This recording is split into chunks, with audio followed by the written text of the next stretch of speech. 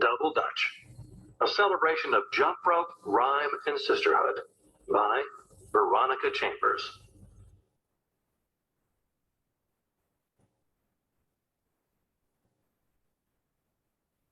Rocket Girls. It's early Saturday morning, and 5 girls gather in the gymnasium of Reed Junior High School in Central Islip, Long Island. They are a multiracial group, white, black, and brown, but each girl is dressed in a matching red tracksuit. When they jump into the double Dutch ropes, each head bobs with an identical ponytail. They are a team, and what's more, each girl, averaging only 13 years old, knows what it's like to be a winner. The Snazzy Steppers, as this team is called, are the New York City champions. They are also ranked 5th in the world. As they unfold their ropes and begin to jump, they are intensely silent. They don't sing songs, they don't recite rhymes. Peggy and Debbie jump in to rehearse their doubles routine.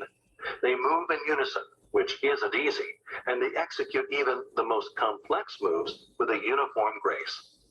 It's as if they were rowers on the same boat, their arms and legs slicing and curving together. The 2 turners offer up tips and criticism. Don't go faster than the rope, Laniqua reminds her teammates. Sometimes the entire team catches a case of the giggles, prompting their coach to insist they focus harder. I'm not laughing, Peggy mutters. Yes, you were, whispers Debbie. I smile, and then you laugh.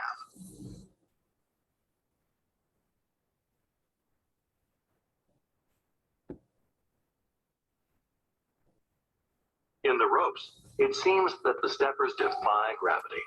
They do handstands and backflips. They bend to touch their feet and kick their legs as high as Radio City Rockettes. But they are something even better. They are astronauts of the asphalt, rocket girls limited only by their imagination and their unbelievably limber athletic bodies.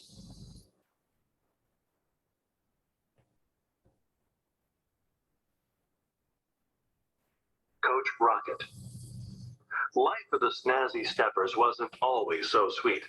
It was only 5 years ago that these girls couldn't jump double Dutch at all.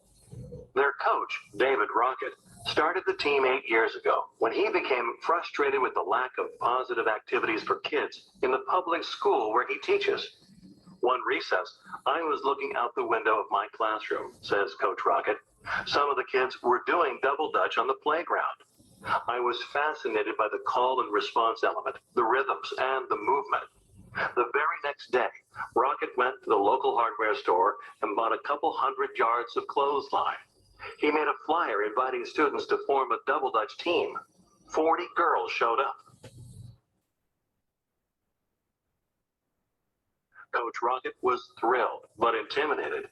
Most of the girls had no double Dutch experience. He'd have to teach them, but first, he had to learn himself. No small feat for a 40-something white guy from the burbs. But Coach Rocket was determined to see his girls fly. He visited other schools and playgrounds, asking kids for lessons.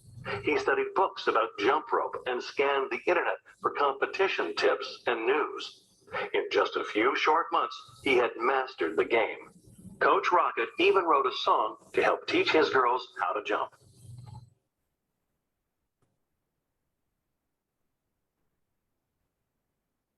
My name is Franny. I'm the Rainbow Frog. Inside the ropes, I'm a double Dutch star. Bring 3 friends together who share the same dream. 2 turners and 1 jumper make a winning jump rope team. Let's start with 2 ropes. Turners hold the ends. Don't drop the ropes or you'll have to start again. Bend your knees slightly with your feet set apart. Spin those ropes round and round. You're off to a good start. Can you imagine an egg beater as it spins round and round?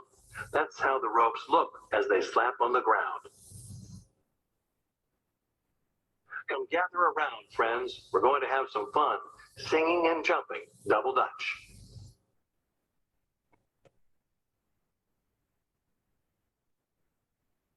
Coach Coach Rocket taught the girls all he knew, and then they attended their first competition in Harlem. The girls were pulverized. Back in Central Iceland, it had seemed that they were so talented. Everyone at Reed Junior High School was impressed by the way they could do flips and somersaults in the rope. Sure, at home, the snazzy steppers were so bad. They were good. But the teams in Harlem were faster, bolder, smoother, and sassier. The girls left Harlem with no trophies, and their confidence ripped to pieces. It was the most painful thing to watch. They thought they were all that, remembers Coach Rocket. Then they saw double dutch for the first time. The girls hid in the bathroom at the competition, feigning illness. They were so scared. They knew they were one of the weakest teams in the league.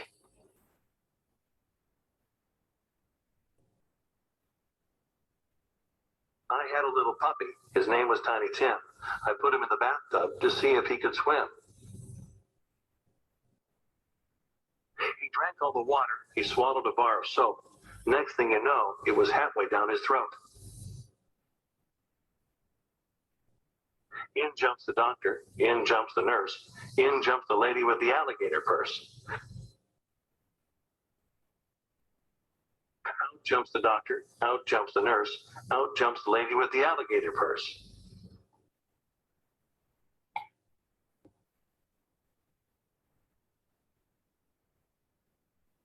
The snazzy steppers were down, but by no means out. Each year they returned to competition a little stronger. First they won 5th place, then 4th, then 3rd, then 2nd. Finally, after a lot of hard work, they grabbed the #1 spot in New York City, qualifying for the World Championships. They've been flying high ever since. They've also become the best of friends. It's a funny math, says Coach Rocket. In double dutch, 1 plus 1 plus 1 doesn't equal 3. 1 plus 1 plus 1 equals 1. You have to be tight. If you and I are turning and we have even the tiniest bit of animosity toward each other, it comes out on the ropes. You're trying to get kids to care about each other, to learn about each other, to nurture each other. When it works, when a team comes together, it makes for a powerful group of young women. Each of the snazzy steppers has her favorite element of competition. Speed is my favorite thing, the challenge of it, says Debbie. Freestyle, it's where you get to express yourself, says Erica. My favorite thing is the trophies, says Caleb. My best moment was when I learned the karate kick when I was in the 3rd grade. It's such an easy trick, but it was my first trick. The first time I ever showed some style in the rope, says Peggy. I'm the only girl on the team who came in knowing street double dutch. It's different from competitive jumping. In street rope, you jump long and fast. In competition, you're slowing down the rope so you can catch the trick. It was almost harder than learning from scratch. My style had to change, says Laniqua.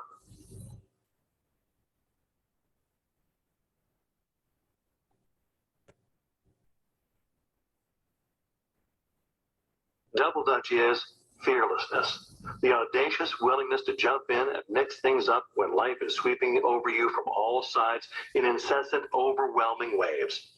The skill, ultimately the thrill, is not in stopping the flow, but in keeping pace with rhythm. Lynette Clemenston, reporter for the New York Times.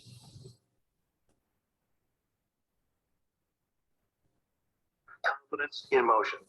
Double dutch is bodies in motion, not decoration. Strong, glorious, exultant. Double dutch is glorious. Peggy Orenstein, award-winning author of Schoolgirls.